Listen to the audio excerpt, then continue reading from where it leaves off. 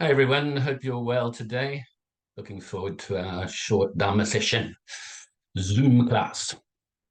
We've been using Zoom now for 3 years and 1 month, or 1.5 months actually, recording the classes for 3 years and 1 month. Yesterday was our anniversary, you could say. So let's get into the chanting straight away before our meditations, and of course the continuation of the commentary on the 8 verses of thought transformation, which we're up to verse number 7. Namo Tassa Bhagavato Arahato Samma Sambuddhassa. Namo Tassa Bhagavato Arahato Samma Sambuddhassa. Namo Tassa Bhagavato Arahato Samma Sambuddhassa. Buddham saranam gacchami, Dhammam saranam gacchami, Sangham saranam gacchami, Dutiyampi Buddham saranam gacchami, Dutiyampi Dhammam saranam gacchami, Dutiyampi Sangham saranam gacchami, Tadayampi Buddham saranam gacchami, Tadayampi Dhammam saranam gacchami, Tadayampi Sangham saranam gacchami.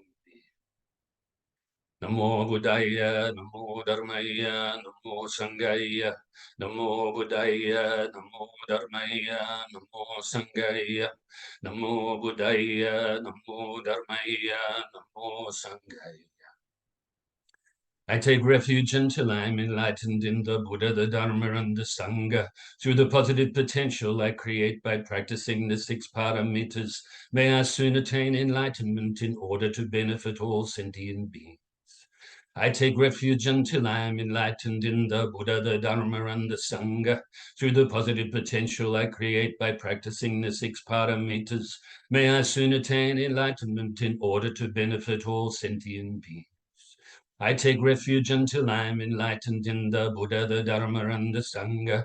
Through the positive potential I create by practicing the 6 paramitas, may I soon attain enlightenment in order to benefit all sentient beings. May all sentient beings have happiness and its causes. May they be free from suffering and its causes. May they never be parted from the happiness beyond suffering. May they abide in equanimity, free of bias, attachment to the near, and aversion from the far. I shall cause this great compassionate Buddha, please inspire me to be able to do so. Reverently, I prostrate with my body, speech, and mind, and present clouds of every types of offerings, actual and mentally transformed. I confess all of my negative actions accumulated since beginningless time, and rejoice in all the virtues of all holy and ordinary beings. Please remain until cyclic existence ends, and turn the wheel of Dharma for all sentient beings. I dedicate the virtues of myself and others to the great enlightenment. However innumerable all sentient beings are, I vow to save them all. However inexhaustible my delusions are, I vow to extinguish them all. However immeasurable the Dharma teachings are, I vow to master them all. However endless the Buddha's way is, I vow to follow it completely. Om Mani Padme Hum. Om Mani Padme Hum. Om Mani Padme Hum. Tayatong gati gati parasamgati bodhisoha. Tayatong gati parasamgati bodhisoha. Tayatong gati parasamgati bodhisoha. So now let's get ourselves comfortable for some meditation. Get into a nice comfortable position, whatever suits you. Gently close your eyes, lips gently touching, tongue resting on the upper palate above the top teeth in the mouth. Nice and relaxed, not rigid. Bring your mind inside your body and let's release the tension from inside the body. from the tips of the toes all the way up your legs to your, then to your shoulders, and down to the tips of your fingers, and then up to the top of your head. So let's take a few moments to do this now.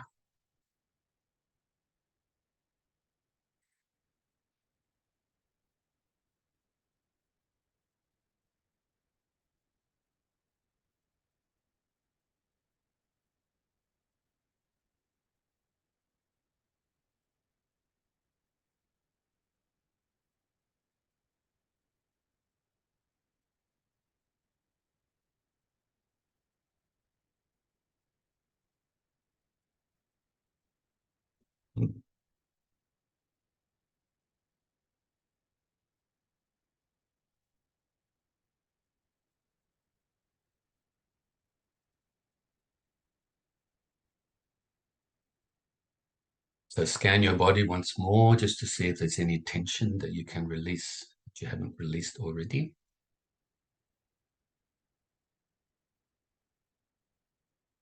And when you've done this, place your mind onto your breath, initially at the tip of your nose as you breathe in, all the way into your lungs, and then breathe out your nose again.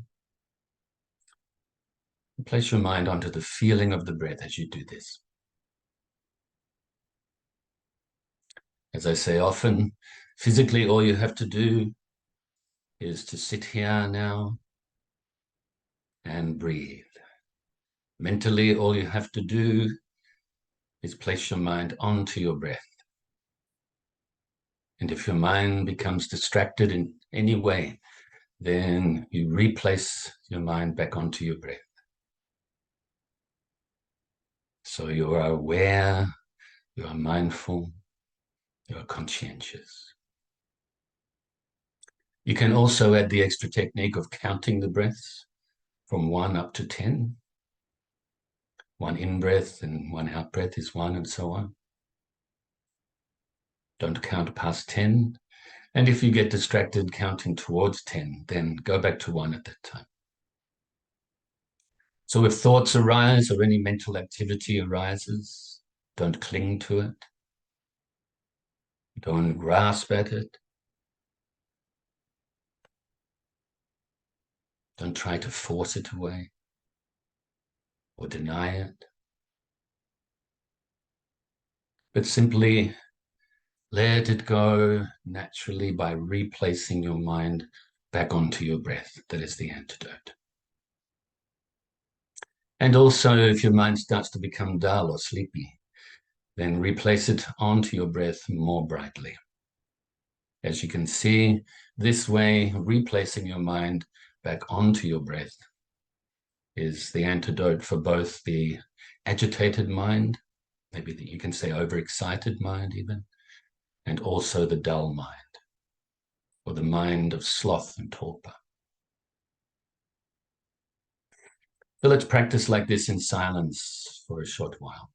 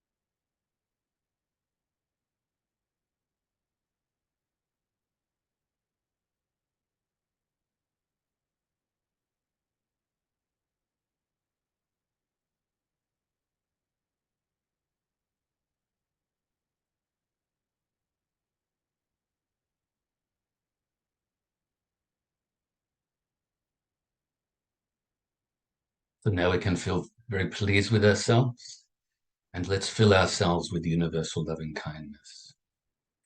You can just go with the feeling of loving kindness, or you can utilize visualization, visualizing your whole being filling with white light or white nectar.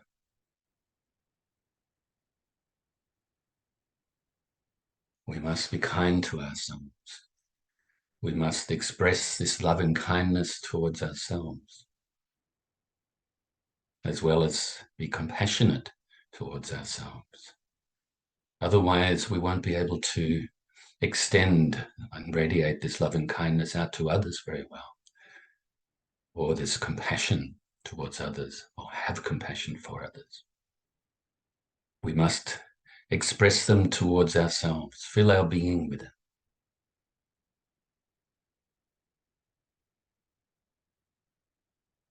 Fill yourself with so much universal loving kindness now that it overflows and radiates outwards, initially to your loved ones, family, and friends.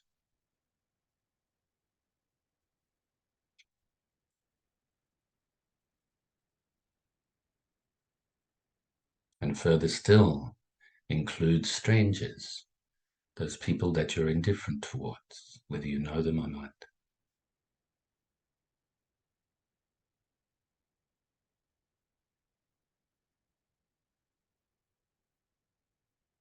Now extend the loving kindness to those we find difficult, may even regard as enemies. May all of these three types of people from our own perspective, may they be happy and have the causes of happiness. May they be free from suffering and the causes of suffering. And may they be peaceful. They are filled with the universal loving kindness now. And you can even imagine them radiating this loving kindness out from their own heart center to other living beings too.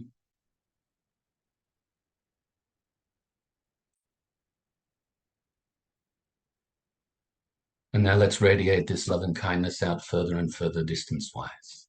Starting around your immediate area, radiate your loving kindness now to all living beings, all sentient beings, whether weak or strong, great or small, short or tall, seen or unseen, near or distant, born or to be born.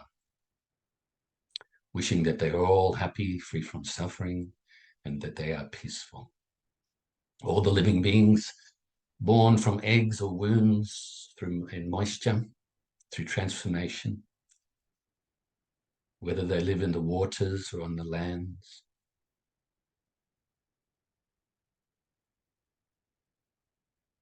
Now extend the loving kindness out further and further still to all living beings throughout your whole state or county.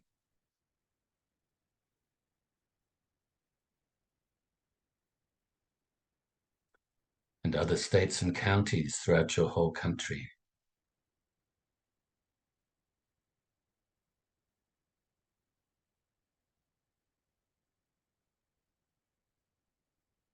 Other countries throughout the whole world. Initially, those countries that you have an affinity towards, then those you're indifferent towards, and then even those that you may have some negative feelings towards. Until your loving kindness pervades throughout this whole world, throughout all of the oceans and waterways, all of the countries, all the way to the center of the earth and to the outermost atmosphere. And now your loving kindness pervades throughout this whole planet and now radiates even further throughout the whole solar system. This loving kindness, this immeasurable loving kindness that is generated in your own heart, radiates throughout the whole solar system, through all sentient beings, and all the solar systems throughout the galaxy, and all the galaxies throughout the whole universe, and all the universes throughout infinite space. Your loving kindness now pervades throughout infinite space, of which you're not separate from. We are all interconnected, interdependent, interrelated.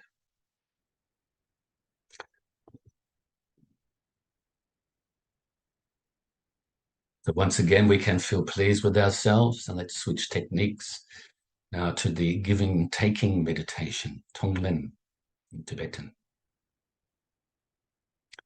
First of all, bring to mind the Bodhicitta intention, the great altruistic, compassionate intention to attain enlightenment for the welfare, benefit of all sentient beings, and to help them to do likewise. Bring to mind the suffering of living beings, all the different types of sufferings and levels of sufferings, different intensities, and have the wish to free them from this suffering. Also have the wish to give them all of your happiness, all of your good qualities, all of your spiritual attainments that you have attained throughout the past and into the present, and will attain into the future. So as we inhale, well, first of all, visualize in front of you all sentient beings. As you inhale, the black smoke leaves their heart centers and enters into your heart center, melting away your ego and self-centeredness, at the same time freeing them from their sufferings and the causes of their sufferings. And when you exhale, breathe out the white light from your heart center, which enters into the heart centers of all sentient beings, giving away your happiness, making them happy, helping them to have the causes of happiness, freeing yourself from attachment. So let's practice like this for a short while in silence, breathing in the black smoke, breathing out the white light. And really perceive these living beings as being free from suffering as you engage in this practice. And truly happy. And also yourself, so relaxed now. You're putting down this mental baggage, purifying your mind, putting down the mental baggage of attachment to self, your ignorance, self-centeredness, and attachment and aversion to others, and so on and so forth. So let's practice.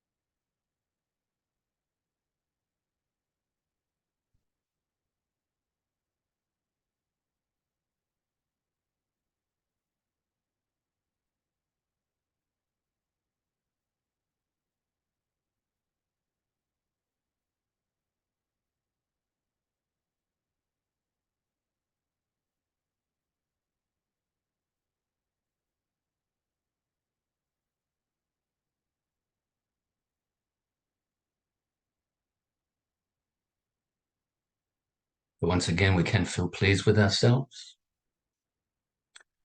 And let's drop the visualization now, the meditation, keeping a nice, calm, clear mind. Let's do the dedication prayer. Due to this merit, may I soon attain the enlightened state of the Buddha, so that I may be able to liberate all sentient beings from their suffering. May the precious bodhicitta, not yet born, arise and grow. May that born have no decline but increase forevermore. And may the precious view of shunyata, not yet born, arise and grow. May that born have no decline but increase forevermore.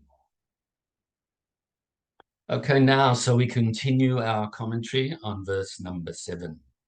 In short, I will offer directly and indirectly every benefit and happiness to all sentient beings, my mothers, and in secret I will take upon myself all their harmful actions and sufferings.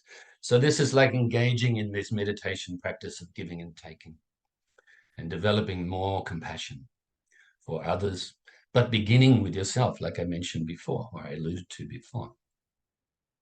And so we engage in this type of technique. It's very helpful to utilize the visualization. We're always having some sort of mental image in our life, in our experience. So let's utilize that to train the mind and go beyond ordinary, mundane images in our mind, for instance. Utilize this, you could say, ability, or even habit, you could say. Utilize this to train the mind, to transform the mind, to be more compassionate, more wise. But I say this to you, and in fact, I'll read the point notes. As we finished up last week, we don't actually take on the suffering of others. Rather, we increase compassion and decrease our ego and self-centeredness, just as I mentioned during the instruction. So never worry about that, okay? Never worry, oh, it's not saying I'm taking the suffering of others. I'm going to experience their suffering as well as my own. I'm going to increase my own suffering. It's not like that at all. In fact, it's the opposite. We develop more and more compassion. We decrease our ignorance, our attachment to self, our self-centeredness, all of these qualities that actually are the basis and causes of suffering. So we're giving up our suffering as we do this, developing more and more happiness because we're developing more and more compassion. Also, we don't actually give away our happiness, our merits, everything we find pleasing. Rather, we decrease attachment and increase loving kindness. Once again, creating happiness. So we give away our happiness, the more it increases, multiplies. Most people don't think like that. But this is, if you think about it just on a little bit of a deeper level, you can see this is the way things are. Go beyond just the worldly way, mundane way of thinking, and work to transform your mind. Just like the name of these types of teachings, mind transformation or thought transformation, okay? So I'll repeat those two because they're very important. We don't actually take on the suffering of others, rather we increase compassion and decrease ego and self-centeredness. We don't actually give away our happiness, merits, everything we find pleasing, even our attainments, our spiritual attainments on the path. Rather, we decrease attachment and increase loving kindness. Actually, when we give away our merits to others for their sake, our merits multiply. And actually, you can say this too. When we give our merits away without thinking, I'm giving my merits away, as taught in the Diamond Sutra, for instance, and other wisdom scriptures, then they become immeasurable. Not just multiply times 2 times 3 times 100 times 1,000 times 100,000, but become immeasurable. So remember that the less attachment we have to our practice, even, the more it benefits us and others as well eventually. All right, so an example as well, another example we should not misinterpret is a verse in a well-known Tibetan text, okay? Once again, this comes from His Holiness the Dalai Lama's commentary, this verse that he mentioned. It says, "May I have the courage, if necessary, to spend eons and eons, innumerable lifetimes, even in the deepest hell." It's not that we want to be reborn in the hell. Though, of course, as Bodhisattva, high-level Bodhisattva, you can go to all of the different realms of existence to free beings from this. This is the intention, the Bodhicitta intention, to free all living beings, okay? Even in the worst type of places in samsara. where you could say maybe the happiness they get in these places is limited to the split second that they are reborn after they are, you know. So, but the point here is to have the courage, as I alluded to this last week, have the courage to be able to do so, the willingness to be able to do this. Mentally difficult for us, of course. We don't want to experience this, but in a sense, we want to have the courage that we're able, or the courage that enables us to be able to experience these things without being blown off the Dharma path. The point is that we have this level of courage as part of the process of working for the well-being of others. Okay, so it's, once again, we're not causing our suffering. We don't wish upon ourselves to be, chopped up and burnt and all these things that we may experience in places like the hells. Now, we're saying Avicii hell. We're saying the deepest of the hells. There's many different levels of hells. The beings in these places experience the results of their very heavy bad karma based on anger and hatred and so forth. We want to free them from this. We don't want them to suffer, Even the heavenly beings that we may get jealous of, or jealous, that they have better conditions than us. Actually, we want them to be free from samsara. Even if they're experiencing so many good things right now, like maybe some humans too. But we want them to actually realize the supreme wisdom, develop the compassion, and eventually realize enlightenment for themselves. Having the willingness and acceptance to accept this type of suffering even, okay? Having the courage, the willingness, and the acceptance to accept it, not to actually spend innumerable lifetimes suffering in the hells. Okay, so once again, this is a very, I took this sort of from the Dalai Lama's commentary because I thought this was a very obvious example that I can give here, okay? We don't really want this, but we want to have the courage to do this. We have the intention to do this to free living beings. Just like Ksitigarbha Bodhisattva, I won't go into too much detail there, but one of the 12 great vows of Ksitigarbha Bodhisattva is to free beings from the hells, okay? And he won't attain full enlightenment until this happens. In fact, it's really all beings to be free from suffering, isn't it? Okay, not just the hells, but that is mentioned.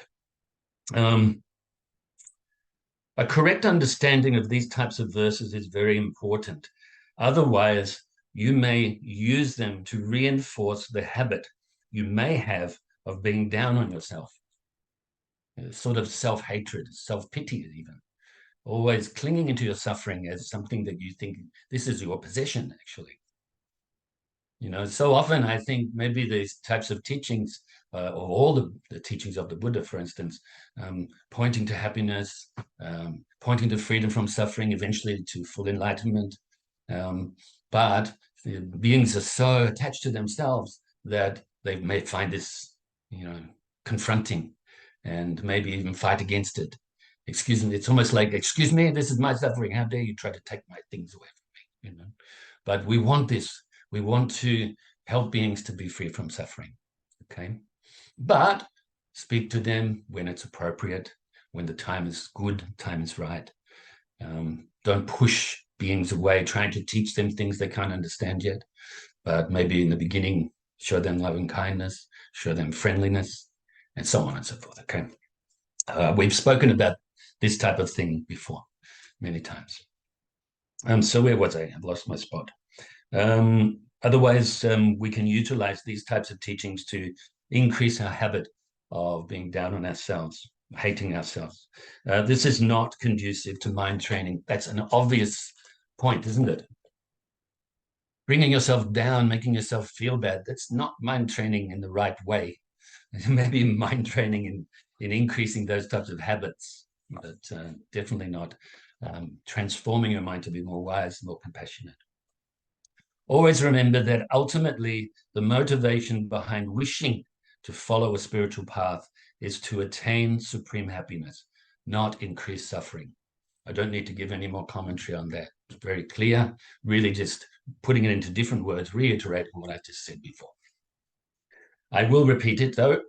Always remember that ultimately the motivation behind practicing any spiritual path, especially the Dharma, is to attain supreme happiness from the point of view of worldly happiness, but also the real supreme happiness of nirvana, of enlightenment.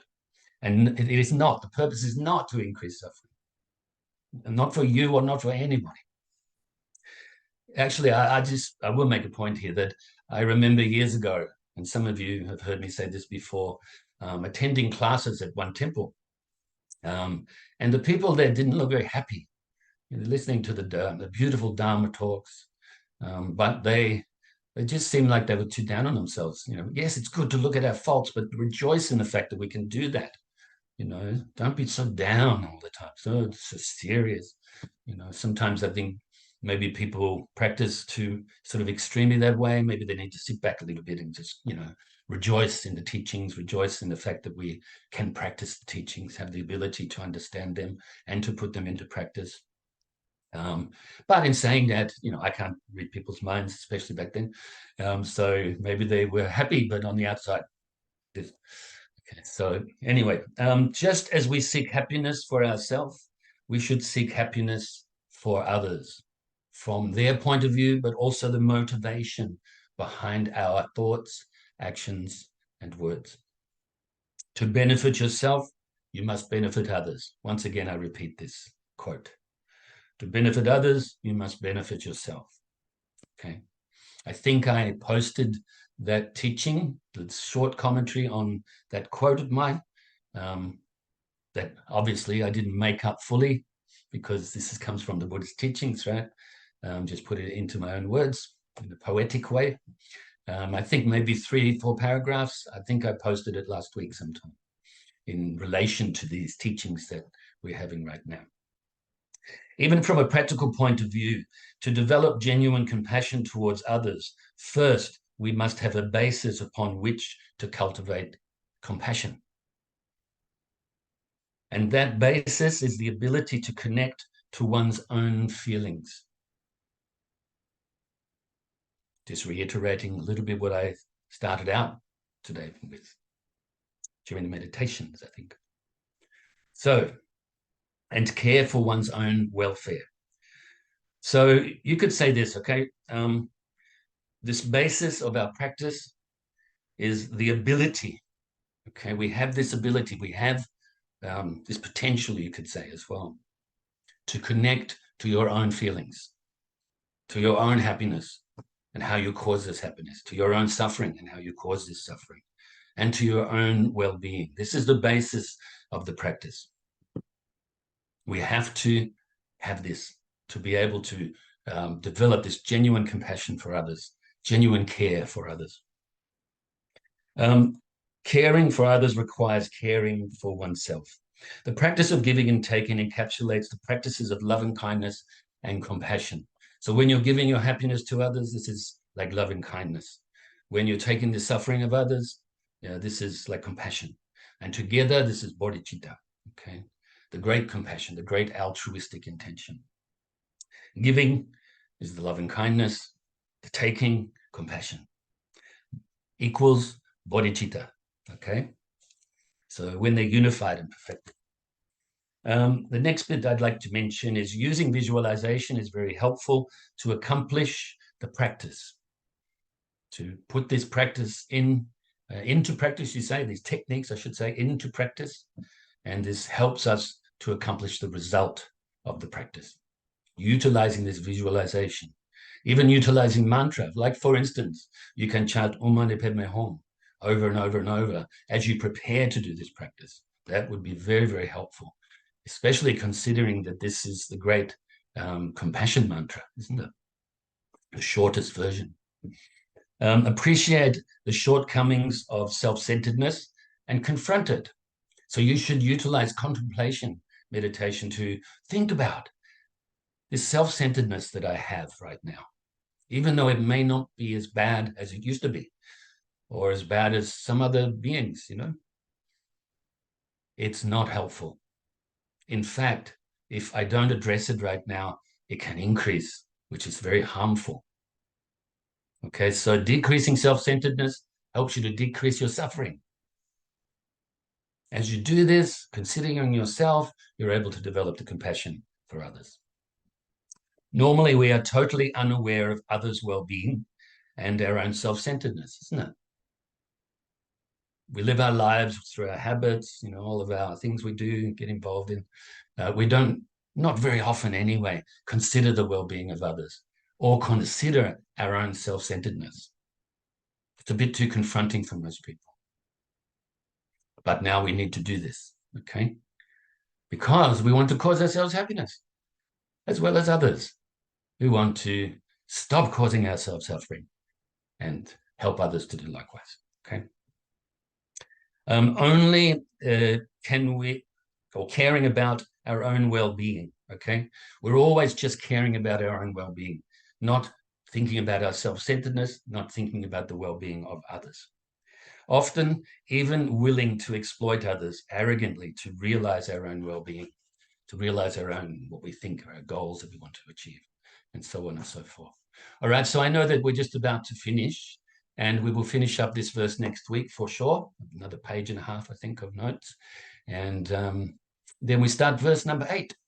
I rejoice in your goodness as per usual. I look forward to seeing you next week. Namo Buddhaya.